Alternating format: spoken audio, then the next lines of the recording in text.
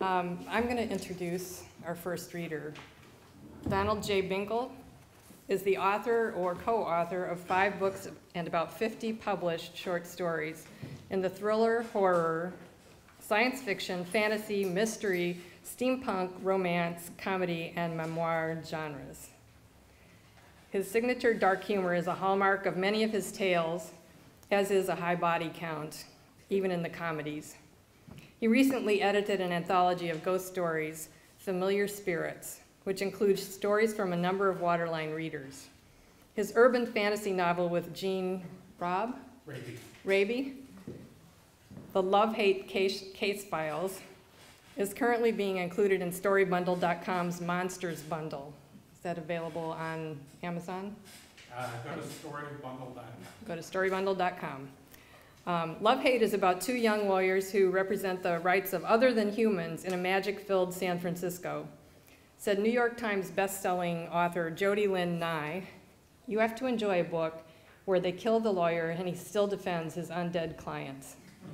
New York Times best-selling author William C. Dietz says, "Love-Hate is a comedy locked within a mystery hidden in a horror story. Wonderfully clever, stylish, and ghoulish. Delightfully twisted fun. Remember, do your Halloween shopping early before the crowds." Buy one of Don's many, many, many books.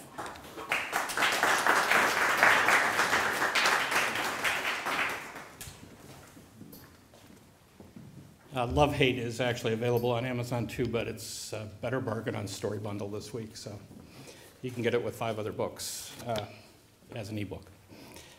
And I have a Halloween story for tonight, so we'll just get straight into it. It's called Options. "This was a mistake," snarled Dave as he stared out the window at the dark, lurching shapes gathering even faster than the gloomy clouds on the horizon. "Why did I ever let you talk me into this?" Craig peered through a crack between the aluminum louvers of the narrow window. "Stop bitching. You know that coming here was smart. Listening to me is the smartest thing you've ever done." The numbers outside were increasing, but he wasn't surprised. Moaners had been gathering steadily ever since Craig, Dave, and Mandy had first arrived at the house. Sometimes nearby, sometimes at the far, far end of the street near the junior high. "You're the kind of guy that drinks the half glass of water, then smashes it because it's no longer half frickin' empty." Dave shot Craig a vicious stare, his lips contorting into the shape of unvoiced expletives. "Have you looked at the water levels lately?" He turned back to the scene outside. "Well, have you?"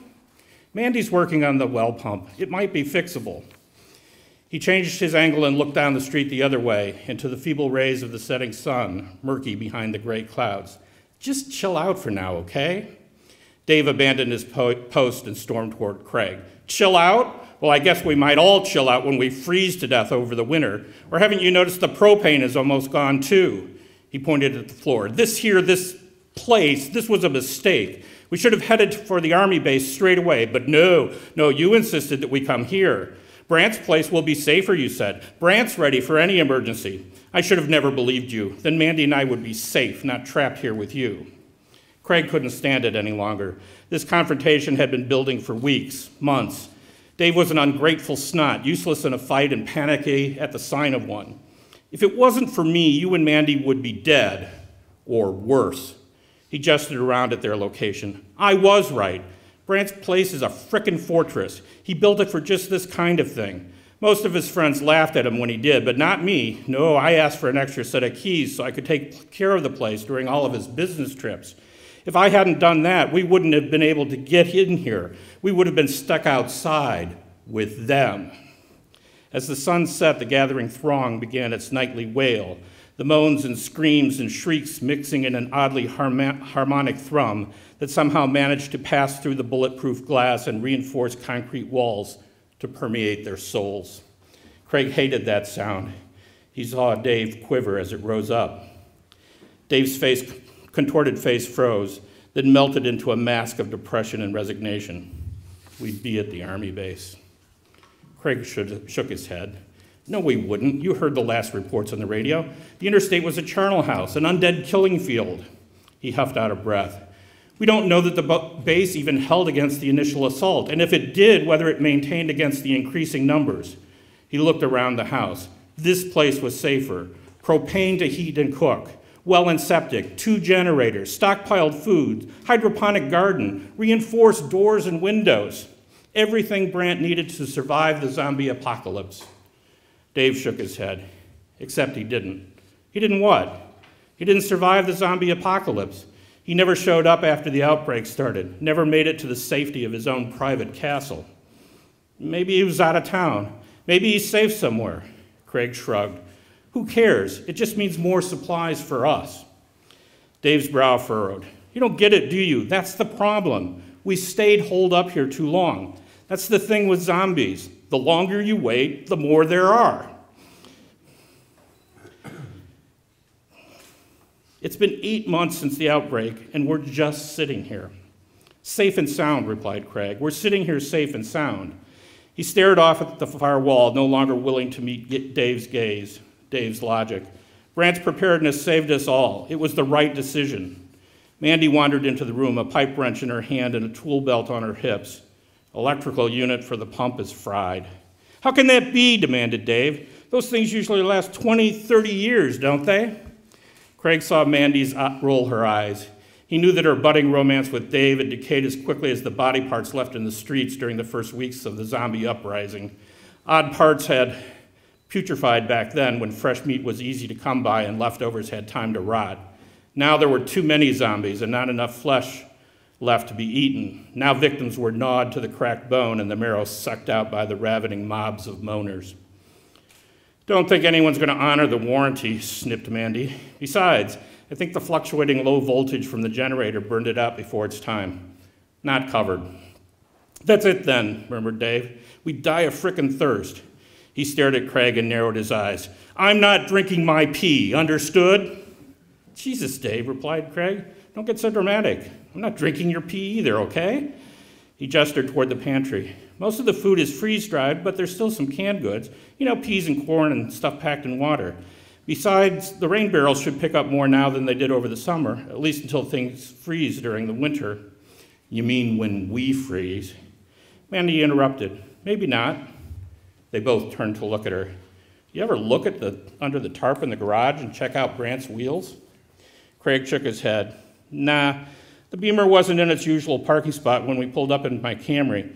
I assume the tarp is over the old Cherokee that Brant used to use to go camping. Me too, replied Mindy with a head bob, but I got curious when I was passing through the garage coming up from the basement. What is it? Whispered Dave, his eyebrows raised, his eyes puppy dog wide and plaintive. Mandy actually smiled. Come look-see. Mandy had apparently left the garage light on when she left, a terrible waste of power when you're on generators with limited propane. But Craig didn't care, not one little bit, when he turned the corner and saw the massive red metallic and gleaming chrome Mercedes SUV. See, beamed Mandy, it's a bitchin' Jeep, brand new, still has a sticker on it. Craig glided toward the sticker as if in a daze. It's not a Jeep, it's a Mercedes G63 AMG loaded. It cost more than my condo. He slid his hand down the window with the sticker while he read about all the features. 536 horsepower, extreme off-road capability, great ground clearance, can climb a 36% grade with more than 28% of sideways tilt. It's got a chrome railguard up front to protect the vehicle body when you're going through brush, ABS, killer sound system, and more, lots more. Dave looked over Craig's shoulder for a few seconds, then huffed and turned away. Nice to know you can still have an orgasm, Craig. But I don't think that Parktronic and Blind Spot Assist and Distronic Plus, whatever the hell that is going to save us.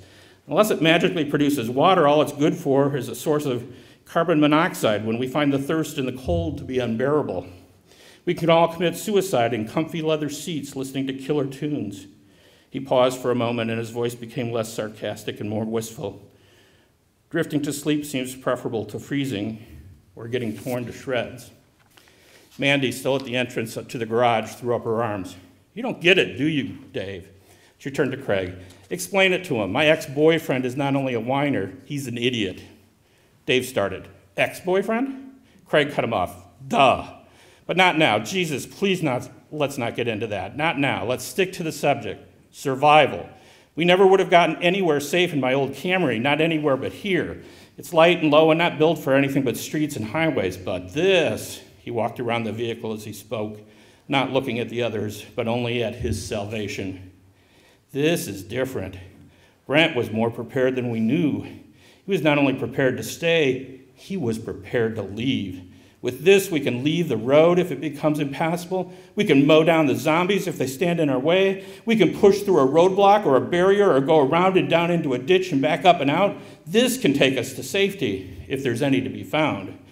We don't have to kill all the moaners, just the ones that get in our way. Mandy grinned. Thought you would like it. Craig grinned back. Great find. Let's load up supplies. We leave at first light. That should give us good visibility for 300-400 miles before we need to worry about what's hidden in the dark. They worked all night. Frankly, it was the hardest they had worked since they had arrived, but Craig didn't mind, not one bit. He knew that things might go bad, go very, very bad. A destroyed bridge over a deep river, a cliff. As tricked out as the SUV was, it couldn't swim or fly. There was no assurance there was any place left to go, but they would escape with plenty of style and power to spare. Ever since the outbreak, he had wanted some payback, had wanted not to feel helpless, and with 536 horsepower and a kangaroo grill, he aimed to take out a few zombies along the way. Hell, there were so many now, he wouldn't have to aim. He could tell Mandy felt the same way. She was the happiest he had ever seen her, and smart too. She made good decisions about what to pack and what to leave. They filled the back of the SUV as well as most of the back seat. There was just enough room left there for Dave. Craig was driving. Mandy was riding shotgun at Craig's insistence. Not only was she literally riding with a shotgun, Craig couldn't deal with the possibility that Dave would scream like a schoolgirl every time a moaner went flying over the hood. Finally, they were locked, loaded, and ready to go. Craig fired up the engine and revved it a few times, listening to the throaty roar of power in response.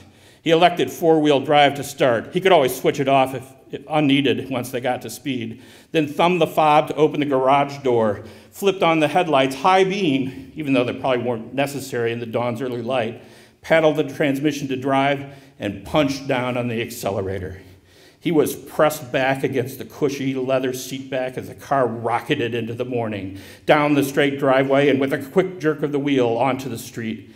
He wasn't sure if it was the bright lights or the roar of the engine, but the few moaners nearby lurched out of the way as he made the turn and barreled towards the bulk of the horde, now congregated by the school. Uh-oh.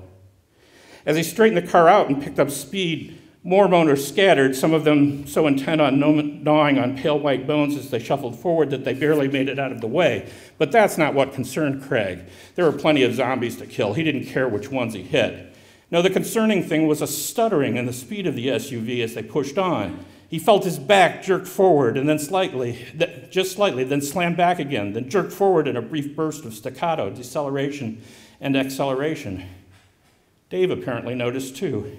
Jesus, Craig, don't you know how to drive a stick shift? Yes, I do, snapped Craig as his eyes ran over the instrumentation. But it's an automatic mode now, so that shouldn't matter. Maybe the gas has gone bad sitting so long, suggested Mandy as her body jerked forward and back as the car farted forward. Should have thought of that back in the garage, whined Dave. Craig eyed the tachometer. Revs are smooth. Despite the hesitation and acceleration, they were still picking up some speed. You know, you're not supposed to drive a new vehicle at top speed for the first 200 miles, suggested Dave. Shut up, growled Craig. He flicked his eyes over to Mandy. Check the manual. She nodded and started pawing through the map compartment. But then they hit a smooth patch. Clean gas, ladder, hot oil working through. Craig didn't know and he didn't care. As the power began to surge through the vehicle and their speed increased, he stopped focusing on the dashboard and instead looked ahead towards the mass of moaners completely blocking the road a quarter mile ahead. Time for warp speed. Thank heaven Brandt didn't skimp on the options. He punched it, thankful for the bellowing power that surged in response. Mandy gasped. Yeah, baby, I'm going to plow through these suckers. He flicked his eyes toward her, expecting her to be staring wide-eyed through the windshield at the zombie carnage which was about to inflict, but instead she was staring at the manual, open on her lap. That's when, without any action by him, his body lurched forward, straining against the seatbelt as the car braked heavily. Boxes and cans and crap flew forward from the back of the car, peppering him with bruises as the big, powerful SUV came screeching to a halt, inches away from the near edge of the masked zombie horde. "What the?" Craig screamed, pounding at the steering wheel in frustration as the zombies engulfed the SUV and began rocking it.